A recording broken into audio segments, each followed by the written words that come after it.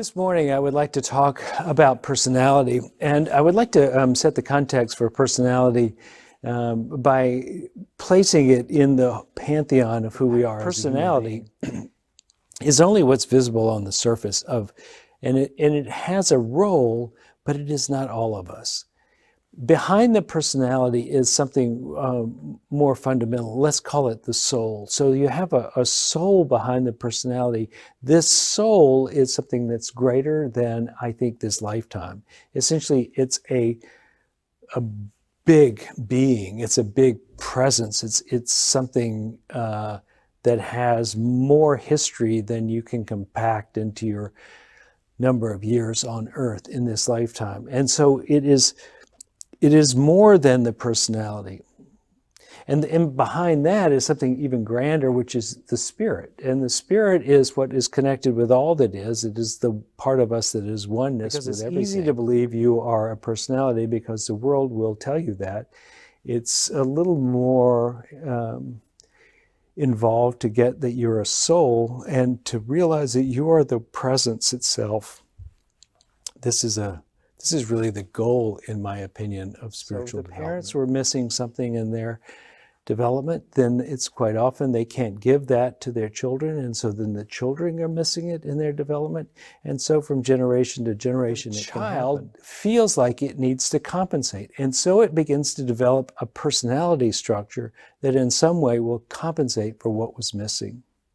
This has been described as essentially putting like a cast on a broken bone, and it covers the wound or the missing in such a way that it can heal. But if you never outgrow that cast, then it's a really awkward life to have a cast on your whole life.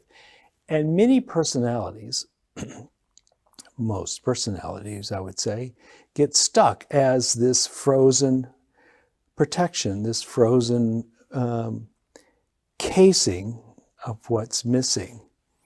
And so instead of actually coming to full healing, we just learned how to function. So coming back to the original theory that we are, at our base, we are spirit, we're not even just souls, but we're the totality of it, this undifferentiated, powerful, incredibly loving and effective being, or consciousness, maybe not even a being, just this potential. This is who we are in the largest aspect. And it is being now filtered through our soul, and most importantly at this moment through our personality. And if we have missings, we then are confined, are confining the amount of light that can shine through us, the amount of presence, the amount of spirit, the amount of oneness that can come through us. If we can get smart enough to recognize what we're actually doing, what our personality is like, then we have a way of liberating ourselves from those habits. And the presence, the divine, will actually do much of the transformation for us. This is the spiritual work of someone who's still engaged in the world, is to use the experiences of this world to recognize what they are hiding so that they can reveal it themselves. And in so doing, start a new pattern, a new set of possibilities that allows the presence of the divine to shine through more clearly. And as I began to read this book, which is called The Wisdom of the Enneagram, and it's by Rizzo and Hudson, as I began to read this book, it began to dawn on me, I have a personality type that they could describe. You might be able to recognize yourself in the series of 9 different personality types that they put forth in this book. And these personality types are not so that you become boxed in, but that you recognize the box of personality you are already in. This insight allows the presence of the divine to begin to modify it, because now you've come into awareness.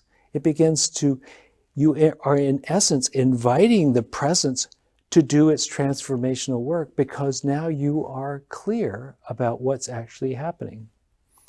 Like many forms of awakening, most of what happens, most of our work is being willing to know what's going on. Our willingness, our effort put into recognizing what's happening for us is really the biggest part of the lift that we have to do. That the presence comes in when we are willing and begins to work with us. And so I ask you to consider this possibility that you may want to investigate your personality type. And the personality type might give you some clue about your habits. And those habits, recognizing those habits as you're doing them, might give you the freedom to not do them by habit.